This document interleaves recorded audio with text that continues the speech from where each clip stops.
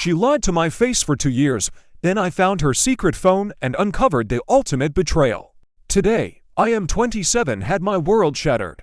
I found out my wife, F25, has been cheating on me. It feels like I just got punched in the gut, and I can't even begin to process everything. But let me take you back to how I found out, because trust me, this isn't just a case of a random text message, this runs deeper. It started this morning when she left for work. Nothing out of the ordinary. She kissed me goodbye like she always does, smiled at me, told me she loved me. But then, about 10 minutes after she left, I heard a phone buzzing from her side of the nightstand. At first, I thought it was just her usual phone, maybe she forgot it. But no, this was a different phone. What I had never seen before. The screen lit up with a message from an unsaved number. I can't wait to see you tonight.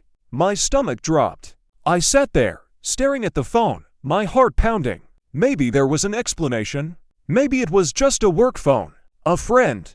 But something felt off. See, lately, my wife had been acting different. She had been working late hours longer than usual. 2 girls' trips this month. And those last-minute work calls on her days off. I had been trying to ignore it. But this phone, it was a slap in the face. I tried unlocking it, but of course, it had a passcode. I thought about waiting for her to come home and confronting her, but I couldn't just sit there. So I did what any sane person would do. I called the number that had texted her. A man picked up. A man with a deep, confident voice. "Hey, baby, you miss me already?" I didn't say a word, just hung up. My whole body went numb. That was all the proof I needed. I somehow made it through the morning, pretending everything was fine. But when I met her for lunch, I couldn't keep it in anymore. I placed the phone on the table in front of her. "Unlock it," I said. She went pale. I could see the panic flash in her eyes. "Where did you unlock it?" My voice was calm, but inside, I was breaking. She hesitated, then reached for the phone. Her hands were shaking as she entered the passcode. The messages popped up, and my worst fears were confirmed. This wasn't some random fling. This had been going on for a long time, since before we were even married. My wife, my best friend, the person I trusted with my life, had been living a double life. The texts were disgusting. The way she spoke to him, the things she did for him. She had been lying to my face for 2 years. I couldn't breathe. My vision blurred. "How long?" I whispered, though I already knew the answer. She broke down, crying, begging for forgiveness. But I wasn't listening. When I told her I couldn't forgive her, her tears dried up fast. She got angry, blamed me, packed a suitcase, and left. Just like that. And I sat there, in our home, surrounded by the life I thought we had built together, wondering how the hell I had missed all the signs. But the story doesn't end there. See, after she left, I started going through more of her messages.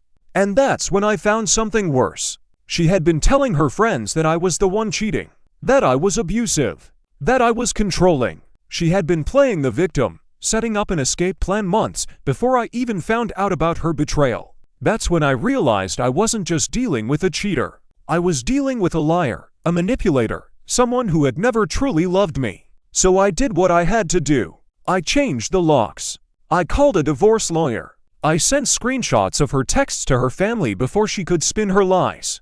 And then, for good measure, I got tested for STDs, because clearly, I had no idea who my wife really was. She called me 40 times that night, left voicemail after voicemail, alternating between begging for forgiveness and calling me every name in the book. I deleted them all. Then, things took a turn. One of her friends, Jessica, reached out to me. She was hesitant at first, but then she told me everything. My wife had been seeing not just one guy, but 2. The second man was someone from her past, an ex who had resurfaced right before we got married. She had been juggling both of them while keeping me completely in the dark. But the worst part, Jessica told me my wife had been planning to leave me eventually, but she was waiting for the right moment, waiting until she could milk me for as much as she could before walking away. That was the final nail in the coffin. I felt sick. All this time, I had been blaming myself, wondering where I went wrong, what I could have done better. But the truth was, it was never about me. She was just a selfish, heartless person. Jessica even sent me screenshots from their group chat, where my wife had been mocking me behind my back, laughing about how easy it was to fool me, talking about how she was playing the perfect wife while sneaking off with her lovers. That was the moment I decided I wasn't just going to move on. I was going to make sure she faced consequences. She didn't go down quietly. A few days later, she filed a police report claiming I had been abusive, claimed I had threatened her. Thankfully, I had texts proving otherwise, but it was still a nightmare to deal with. She even tried to get me fired from my job by sending fake complaints to my boss. Luckily, my employer saw right through it. Then came the social media smear campaign.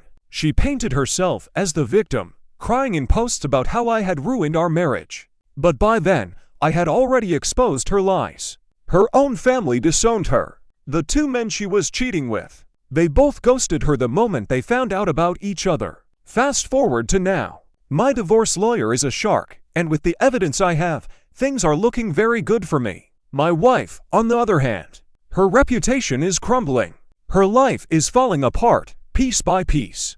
And me? I'm healing. Slowly, but surely. This was the most painful experience of my life, but in the end, I know I dodged a bullet. Because now, I see her for what she really is. And I'll never let someone like that into my life again.